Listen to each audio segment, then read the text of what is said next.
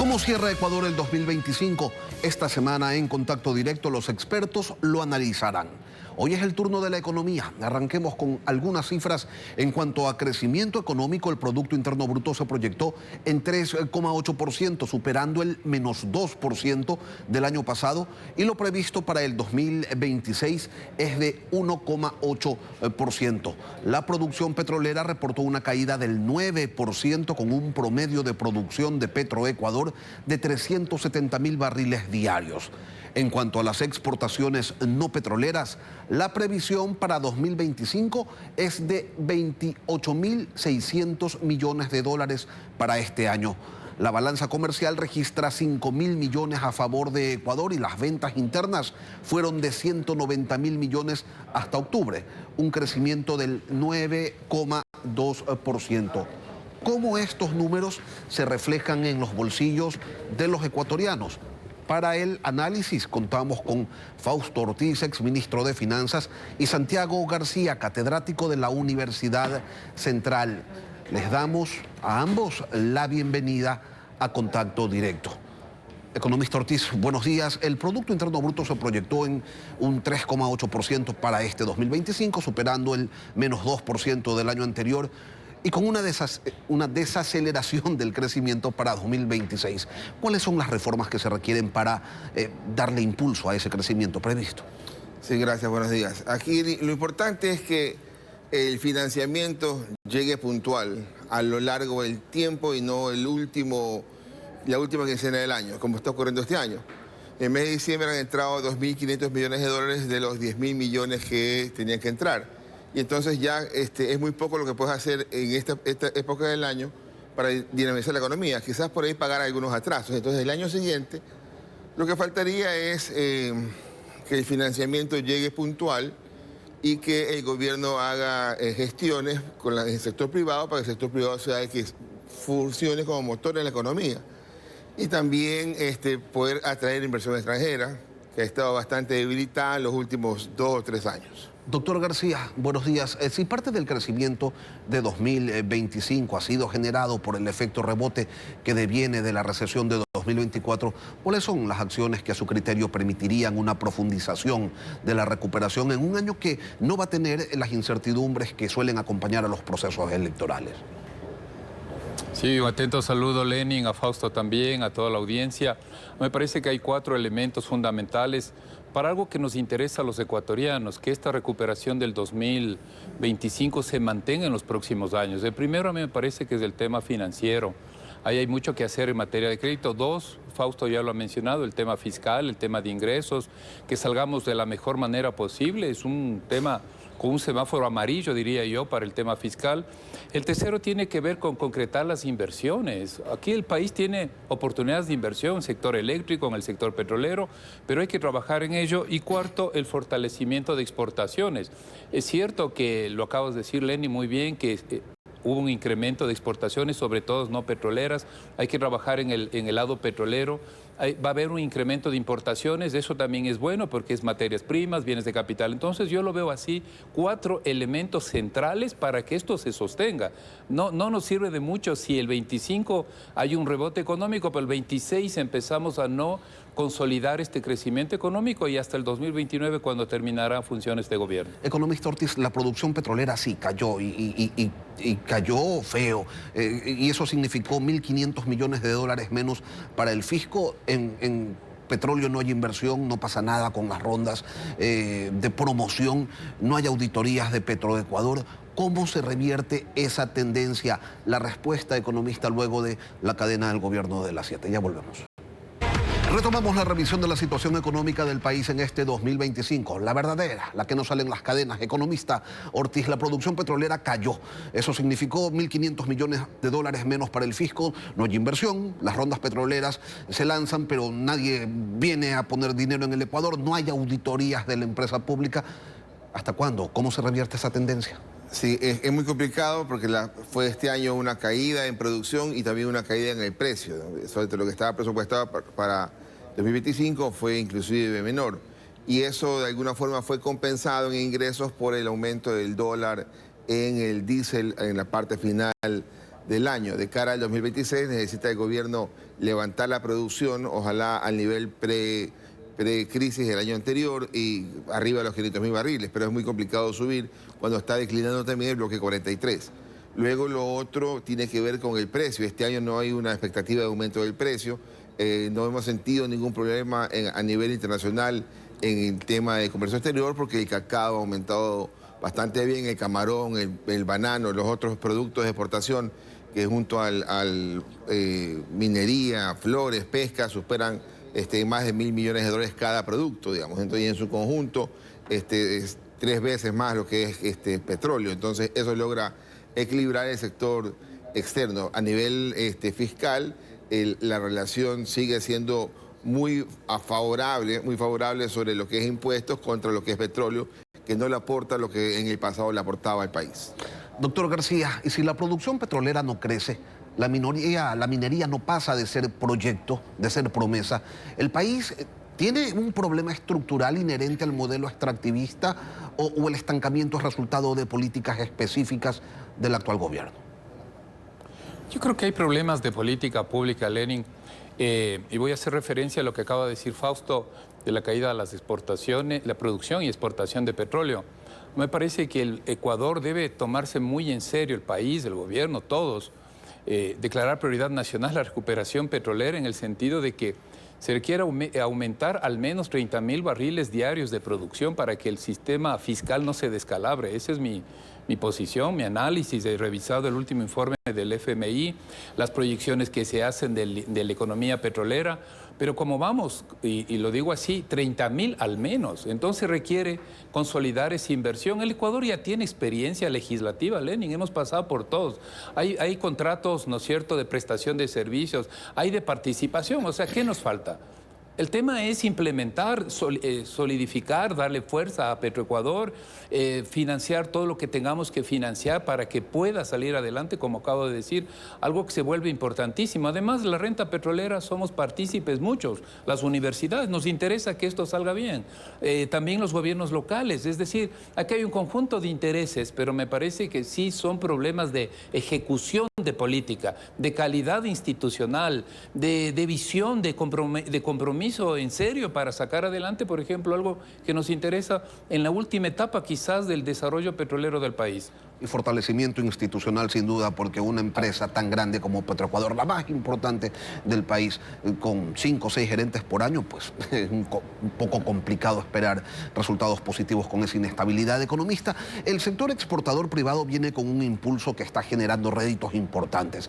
Distintas líneas de producción han superado la curva de aprendizaje y están llegando a muchísimos mercados. ¿Qué hace falta allí para impulsar ese crecimiento, considerando que los problemas internos de competitividad no han sido atendidos adecuadamente? Sí, cuando uno mira el sector externo, se da cuenta en el año 2025 que hay un buen crecimiento en exportaciones que fue acompañado de la recuperación de las importaciones, y de cara al 2026 la tendencia puede ser similar, con menos expectativa para el cacao, que ya este año el crecimiento de los precios frente al año anterior va siendo más lento. Sigue siendo un buen año el 2026 lo que se espera, pero en conjunto no va a tener el mismo brinco que en el pasado. Este año pintaba para tener $5.000 millones de exportación total, pero quizás se quede en 4.500 millones y el siguiente año podría estar en ese mismo nivel. Pero ya es una cantidad importante, superando los 3.500 millones de banano o los 3.300 millones de minería. Por lo tanto, el sector externo hay buena materia prima, buen momento. Ojalá que el gobierno no quiera ahí meterle un poco de mano para decir, ahora sí, el cacao que nos empieza a pagar mucho más impuestos en un tema que no se pueda coordinar adecuadamente. Hay que chequear el banano si tiene alguna amenaza con el fusarium, elemento exógeno que ya está presente en el país. Entonces hay que ir viendo que el sector externo no vaya a complicarse, aunque hay una buena base y amplia para poder compensar cualquier situación de crisis que pudiéramos tener. Doctor García, ¿de qué manera se puede proteger esas exportaciones no petroleras ante las fluctuaciones de los precios en los mercados internacionales? ¿Únicamente con la consecución de más acuerdos comerciales o hay otras formas? Yo creo que sí hay otras formas y creo lamentablemente han estado ausentes, no en este gobierno, varios gobiernos. Se llama política productiva. No podemos exportar si no producimos, eso el ciudadano lo entiende perfectamente. Entonces me parece que falta políticas, por ejemplo, de fortalecimiento de cadenas productivas del cacao. ¿Qué necesitamos con el cacao? Posiblemente, ya lo dice Fausto, lo dice correctamente, esperamos una reducción de precios internacionales. Bueno, entonces hay que industrializar el cacao. Pero ¿dónde está la política de industrialización, de soporte de una cadena productiva? Hay que incorporar al sector exportador, Lenin, y eso no lo hemos hablado en el país, a sectores de campesinos, a los sectores de la mediana empresa, la pequeña empresa, para que la cadena de exportación sea más equitativa, más socialmente viable, digamos. Porque no es solo exportar y exportar, aquí necesitamos incorporar a más actores en el tema de exportación. Ya creo que tenemos claridad desde el COVID, el sector exportador privado ha sacado la cara, hay que decirlo así, no hay otra. Entonces, pero hay mucho que hacer, materia productiva. Yo quiero, ojalá haya tiempo de referirme al tema crediticio, porque es uno de los mecanismos, lo comenté al inicio de la entrevista, para sostener el crecimiento. Entonces, crédito, Lenin, diría yo, agenda productiva, agendas territoriales, trabajo en cadenas productivas, capacitación, asistencia técnica. O sea, hay mucho que hacer para sostener esta, digamos, esta buena situación del sector exportador privado del Ecuador. Doctor García, pero los créditos han crecido en el país. Comparando cifras, valores a noviembre entre 2024 y 2025, sí, el crecimiento del crédito productivo ha estado en el 19%. Se necesita más, siempre se necesita más. Pero no sé, ¿usted considera qué se debe hacer para poder alimentar, para poder inyectar más recursos en sectores que sin duda necesitan de este dinero, pero las condiciones tampoco es que sean muy sencillas, ¿no? Bueno, yo creo que ese es un tema positivo. Yo digo, hay una luz verde para el 2026, el tema del crédito. Los depósitos crecen más que el crédito, Lenin. Entonces hay una situación favorable. El sistema financiero del Ecuador, conformado por las cooperativas de ahorro y crédito, por 23 bancos, por las mutualistas y la banca pública, tiene digamos, una situación de solidez. Pues aprovechemos eso. Tengo aquí el último dato, y es cierto, crece el crédito productivo, pero está estancado el microcrédito. No pasamos de 10.000 millones de dólares, Lenin, tengo la cifra acá. Entonces, ahí hay una prioridad. ¿Por qué digo prioridad? Porque el sector de la microempresa, la mediana empresa, es la que también genera mucho empleo y mucha producción. Entonces hay que trabajar ahí, pero si no se vuelve una prioridad, si las autoridades monetarias, las autoridades productivas no ven como una gran oportunidad, una posibilidad de hacer que el crédito y el microcrédito crezca, entonces no avanzamos bien. Me parece que hay muchísimo que hacer. Se requiere en este momento una buena política de tasas de interés. La tasa de interés, afortunadamente, en el último trimestre se han ido reduciendo las tasas referenciales. Pues trabajemos bien para que haya una buena política de tasa de interés que incorpore a más ecuatorianos al crédito. Todavía al Ecuador le falta un camino muy largo. Las empresas grandes y medianas no tienen problema, pero lo dice el propio informe del FMI, ni siquiera necesito mirar otros informes más críticos. Lo dice el FMI, hay problemas de canalización y de segmentación de crédito que hay que actuar. A eso me refiero, Lenin, cuando digo, hay todavía muchas políticas para exportación, para producción, para crédito, que creo que se pueden hacer. El país puede avanzar un poco más rápido de lo que está avanzando. No podemos conformarnos con este rebote del 2025. Doctor, sin duda, hay todavía mucho por hacer, porque cuando uno ve los números grandes, estos dicen que hay un superávit de la balanza comercial de 5.000 millones de dólares, que las ventas internas alcanzaron 190.000 millones hasta octubre, la cadena decía 235.000 dólares, bueno, 235.000 millones de dólares, perdón. Entonces, este dinamismo, ¿cómo se traduce tangiblemente en el poder, o cómo afecta positivamente en el poder adquisitivo de los ecuatorianos? La respuesta del economista Fausto Ortiz luego del corte comercial. Ya regresamos. Dos indicadores críticos para la vida de los ecuatorianos son los de inversión y empleo. ¿Cómo cierran esos números en el 2025? El riesgo país, que mide el nivel de confianza del mundo para invertir y prestar dinero, ha tenido altibajos. De los 1.139 puntos de enero pasado, llegó a 1.844 antes de la segunda vuelta presidencial.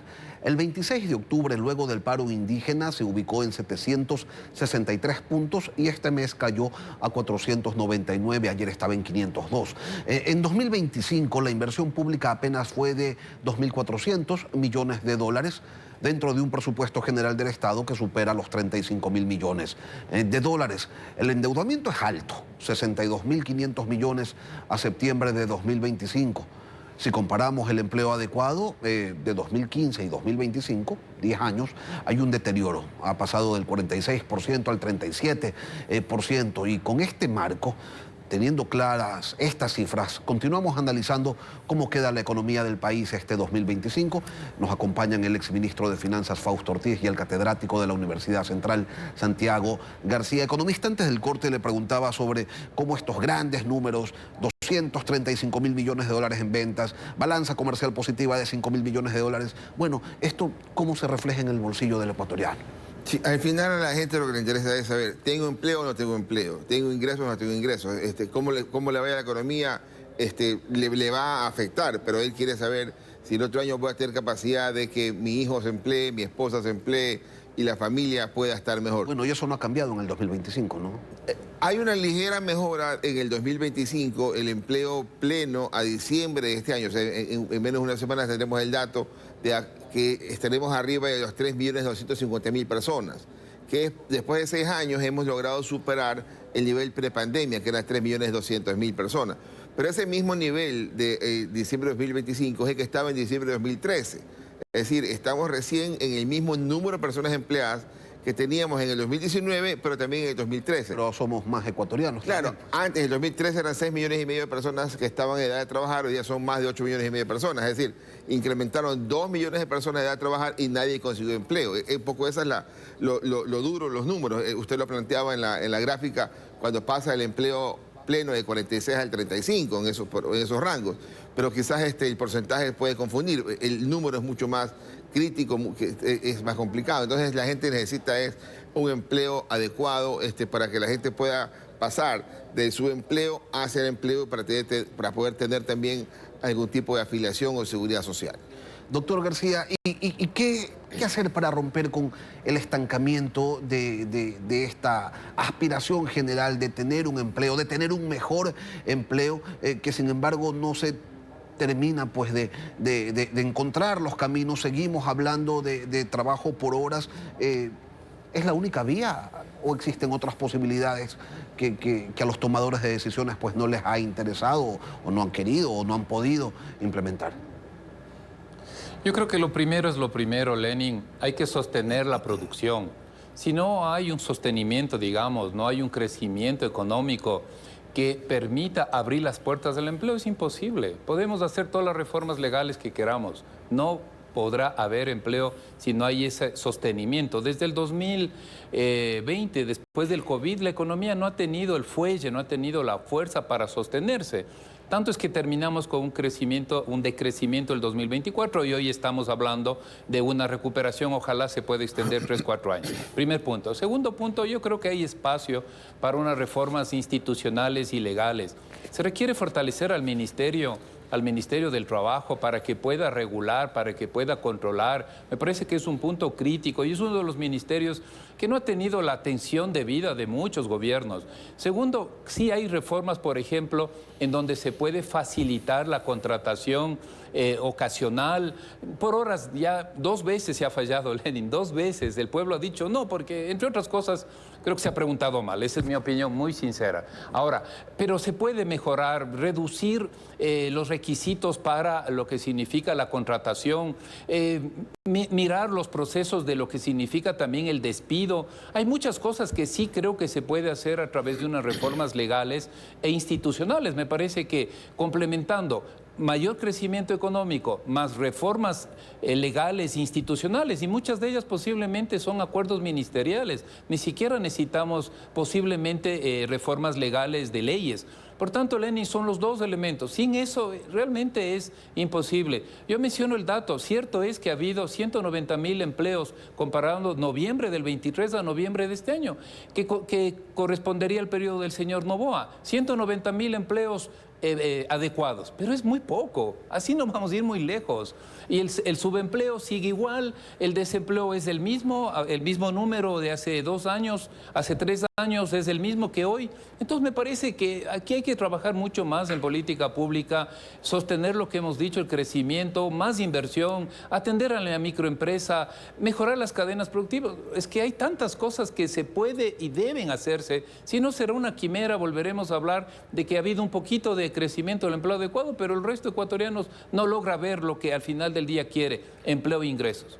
Economista, el riesgo país ha venido cayendo y se proyecta que para mediados de año, usted lo proyecta, alcance niveles que permitan volver a los mercados de capitales. ¿Con ello qué cambia? ¿Cuáles son los beneficios que tendrá finalmente el ciudadano de este descenso que se espera pues se profundice? Sí, el ciudadano está más cerca del riesgo país y la afectación al sector productivo, la empresa.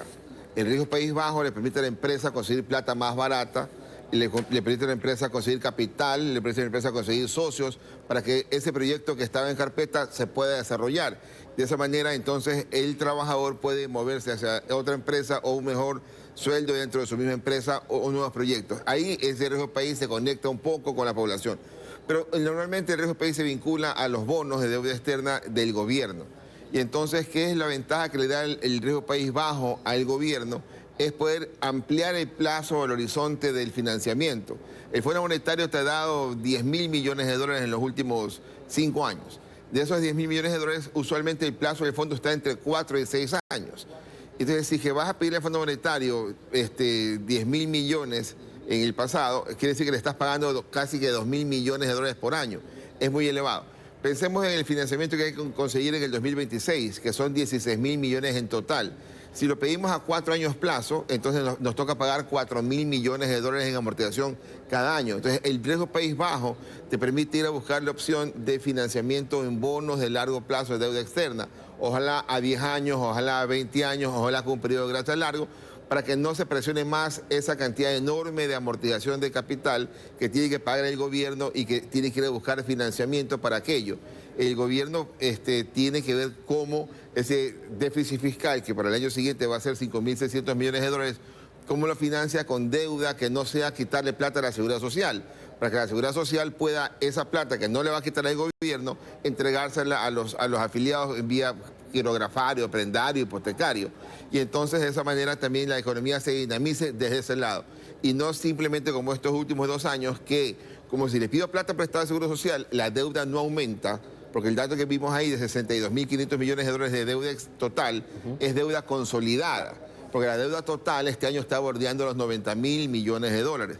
Pero si le pido 10.000 millones de Fondo Monetario, la deuda total pasaría en el ejemplo a 100.000. Pero la deuda consolidada se quedaría en los mismos 62.000 millones de dólares, porque la deuda con el Seguro Social no incrementa el endeudamiento y la relación frente al Producto Interno Bruto inclusive cae. ¿Cómo instrumentalizar esta caída del riesgo país en un factor de beneficio social y no solo como garantía de pago para los tenedores de deuda? Doctor García, su respuesta luego de esta breve pausa comercial. Ya regresamos, estamos hablando de economía. La caída del riesgo país, ¿cómo se puede instrumentalizar en un factor de beneficio social? Y no solo como garantía de pago para los tenedores de deuda externa, es la pregunta que quedó pendiente para el doctor Santiago García. Lo escuchamos. Sí, me parece que hay una relación directa sobre todo con el crédito, con el financiamiento del crédito. En el Ecuador se entrega más o menos 70.000 millones de dólares como crédito a todos los sectores. Es muy importante en la medida que el riesgo país baje porque el sistema financiero puede acceder a fondos internacionales, un fondeo internacional. Incluso yo creo que va a ser muy positivo este riesgo país bajo para el 2026 porque se pueden pedir recursos de fondeo para la banca. Estoy pensando en el sistema financiero nacional. Por ejemplo, nuevas líneas de crédito para mujeres, líneas de crédito para el tema de sostenibilidad ambiental, nuevas líneas de crédito y financiamiento desde lo internacional, pedir recursos internacionales para jóvenes. Entonces, Lenin, ahí lo encuentro yo la razón de ser, digamos, de que en realidad es una buena noticia que el riesgo país baje. Algún analista, algún directivo, un alto directivo dijo que el riesgo país no servía para nada, pues, pero ahí está la explicación. Sí sirve, muy importante. Yo lo veo en la medida que pueda aperturar, que pueda abrir más líneas de financiamiento internacional para el sistema financiero, incluido la banca pública. Puede encontrar ahora mayor posibilidad de financiamiento, no solo de multilaterales, sino de bancos de inversión, del Banco Europeo, del Banco Asiático. Entonces, Lenin, se abre una buena ventana de oportunidad, siempre y cuando lo queramos hacer, ¿no? Para poder financiar algo que nos interesa a nosotros, el crédito.